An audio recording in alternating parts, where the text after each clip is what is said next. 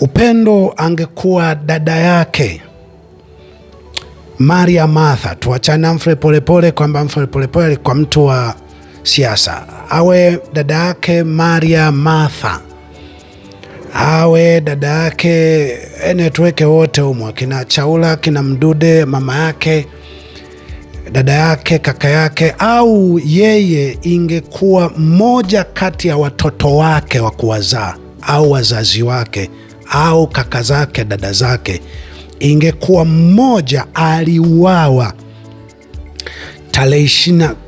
kwenye mauaji makuu ya tarehe 29 hadi tarehe 31 na baada ya hapo na kabla ya hapo, au ingekuwa mmoja ya dada yake, mama yake mzazi, kaka yake, mdogo wake ndiye aliyetekwa, ambaye hajulikani alipo au ameshauawa, hata mwili wake hawajaupata. Upendo Nkone angepokea zawadi inayotoka kwa Paul Makonda au wabunge wa CCM, ambao CCM ndio wanamiliki vikundi vya utekaji, uuaji, utesaji wa watu, ambao wamejinadi na kuwaagiza polisi kwamba hawa tukiwapoteza msiwatafute. Na lile mnayosema mtoto wa mwenzio ni wako liko kwenye maeneo gani? Mzazi wa mwenzio ni wako, muone mwenzio kama nafsi yako. Angekuwa anawaona wazazi wa Humphrey Polepole, wazazi wa Maria Martha, mume wa Maria Martha, watoto wa Maria Martha, watoto Mdude, wazazi wa Chaula, wazazi wa watu ambao miili ya ndugu zao hawajaipata, angekuwa naiona kama nafsi yake. Mnahisi angeweza kupokea zawadi inayoonekana imetolewa na Makonda na wabunge wa CCM? Angeweza kupokea? Kwani damu ya Yesu haikutakasa sadaka aliyotaka kupewa Petro? Kwani damu ya Yesu haikutakasa sadaka aliyotaka kupewa Balaam? Kwani haikutakasa? Hii damu imekujaje huku mbele? Anyway, Biblia ambayo ndo mlimo mtoa Roho Mtakatifu na hiyo damu ya Yesu inasema katika Mithali 15 mstari wa 8, sadaka ya mtu mbaya ni chukizo kwa Bwana.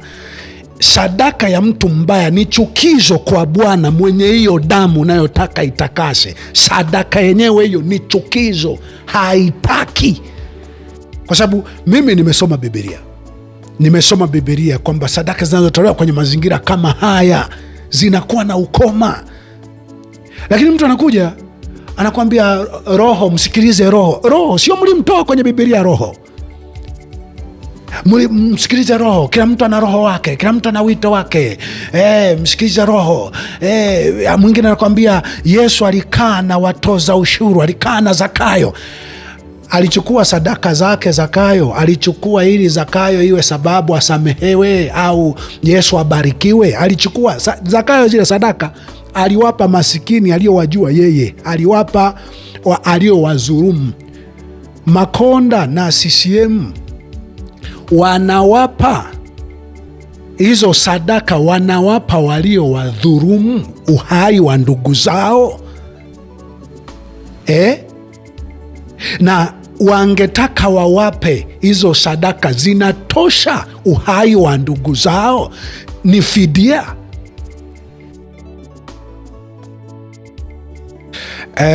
Upendo Nkone angekuwa mama yake Humphrey Polepole au dada yake, angelipokea zawadi ya gari ambayo Makonda au wabunge wa CCM wangechangia.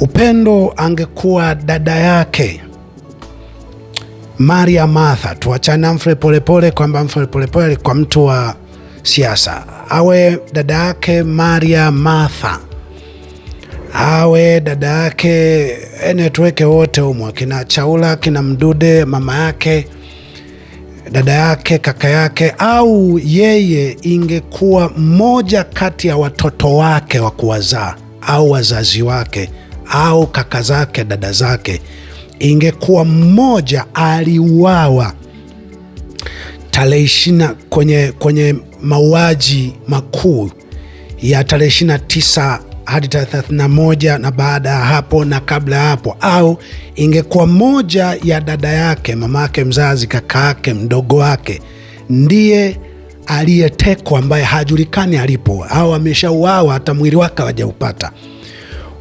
Upendo Nkone angepokea zawadi inayotoka kwa Paul Makonda au wabunge wa CCM, ambao CCM ndio wanamiliki vikundi vya utekaji, uuaji, utesaji wa watu, ambao wamejinadi na kuwaagiza polisi kwamba hawa tukiwapoteza msiwatafute na namna nyingi. Nauliza tu swali, naosema hivi, lile mnayosema mtoto wa mwenzio ni wako, liko kwenye maeneo gani? Mzazi wa mwenzio ni wako, muone mwenzio kama nafsi yako.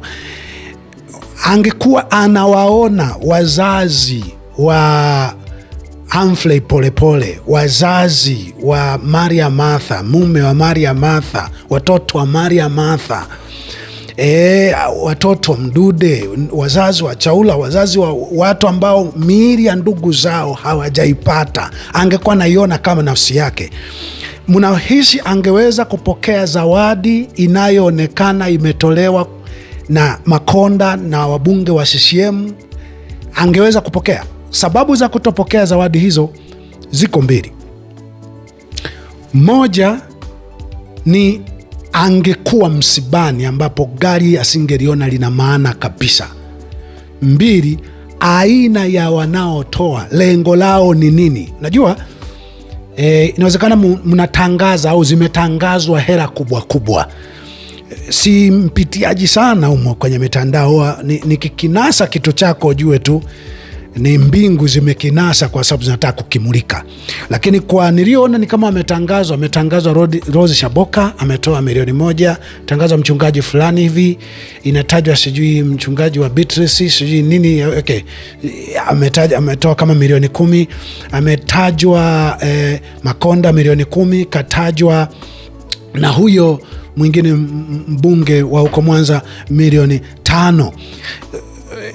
Nia ya kuzitaja, mnataja kubwa tu au mnataja aina ya watu kwa sababu wanataka watajwe na kwa kuwa wana lengo fulani? Okay, doubt haipo kubwa sana kwa Rose Shaboka na wengine mliowataja akiwemo huyo mchungaji, ingawa hao inawezekana kabisa ni timu moja, kwa sababu ndege warukao wafananao huruka pamoja. Hakuna mhubiri anayeweza kupinga akaweka mauaji na utekaji na utesaji wa watu kuwa ni moja kati ya dhambi anayozipinga, alafu awe salama kwenye nchi ya utekaji na uuaji kama Tanganyika. Kwa sehemu kubwa wahubiri wote wamesema wao dhambi na Yesu Kristo si mauaji. Mauaji, utekaji ni siasa.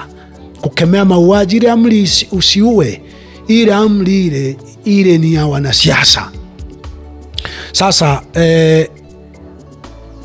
inawezekana hao mnatangaza kubwa kubwa, lakini wanasiasa hawa wamwaga damu hawa wakishachangia, unafikiri lengo inakuwa limeisha kuchangia? Ile sadaka haisemi kitu mle ndani?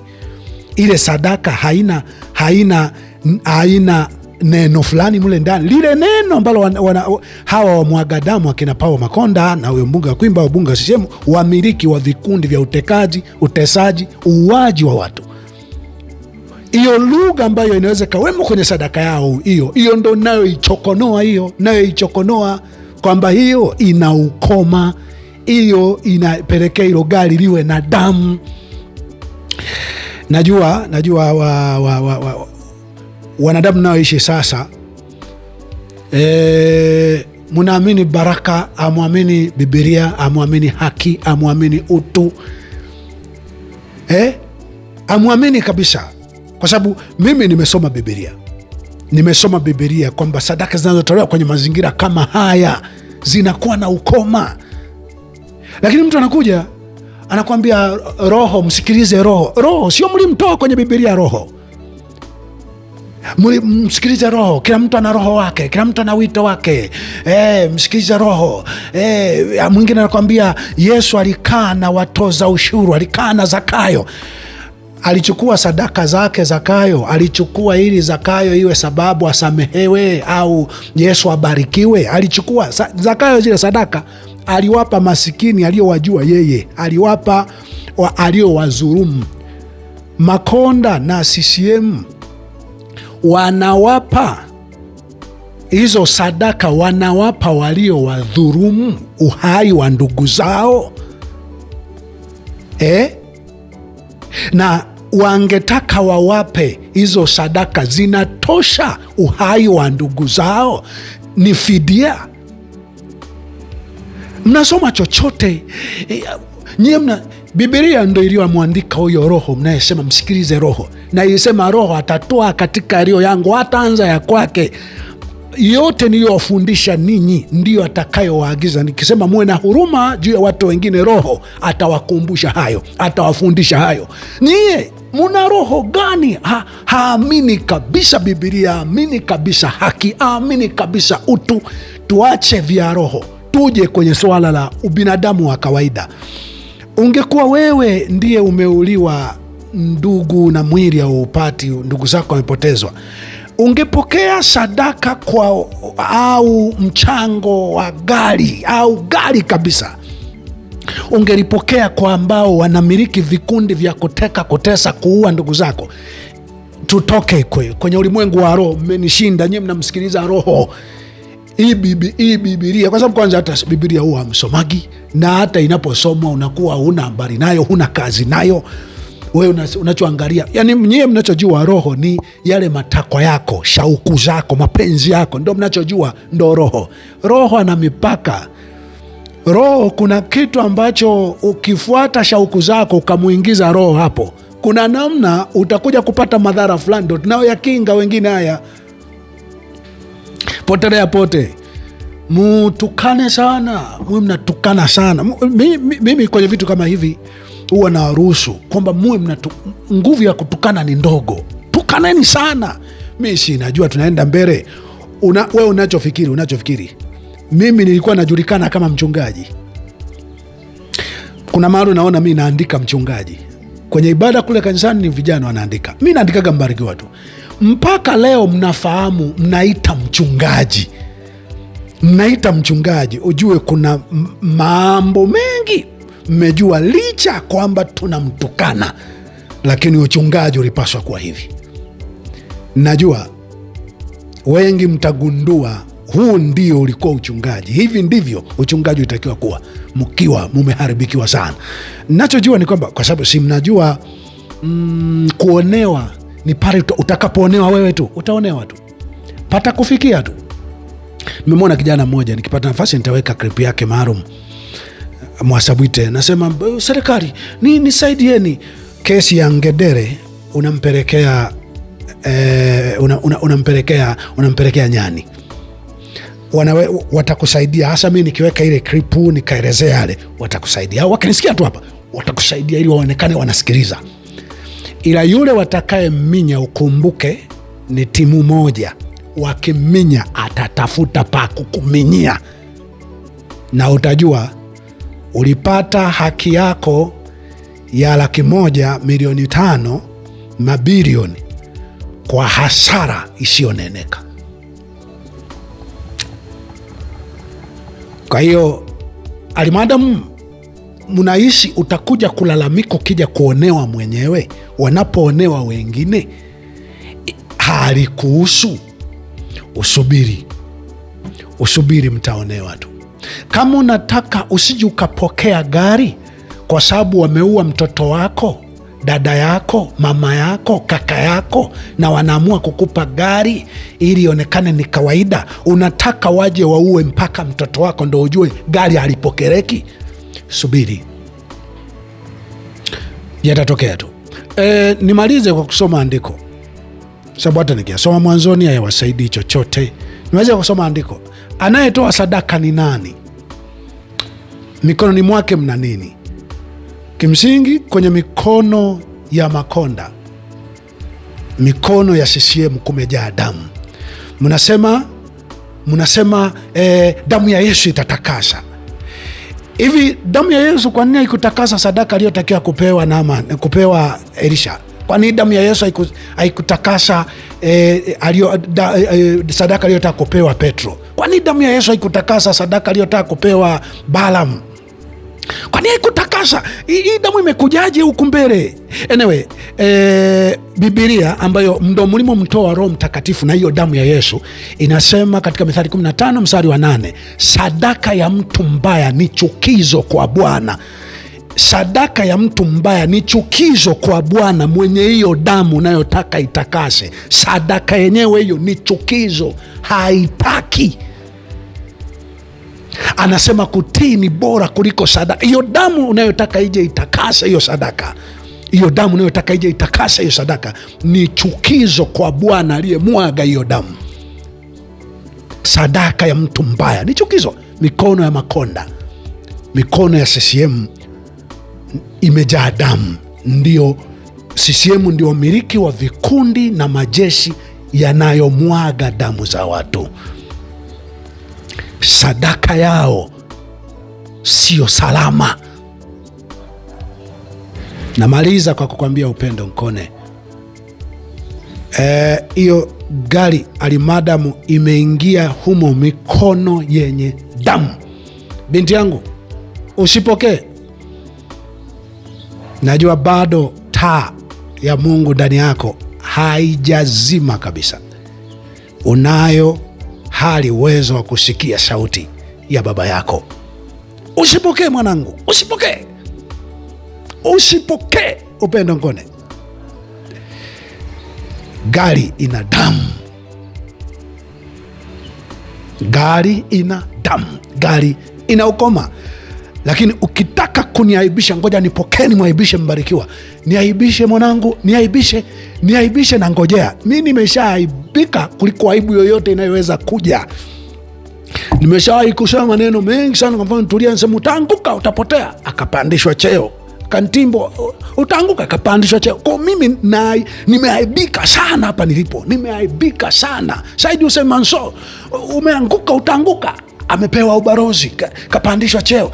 Kwa mimi ni mtu niliaibika sana, na naamini wote mtakuwa mkifanya hayo ili niaibike sana. Oh yeah. Anyway, wenye kutukana iwe na nguvu sana kutukana. Tukaneni. Ongezeni bidii. Lakini ongera. Na asante kwa kunisikiliza.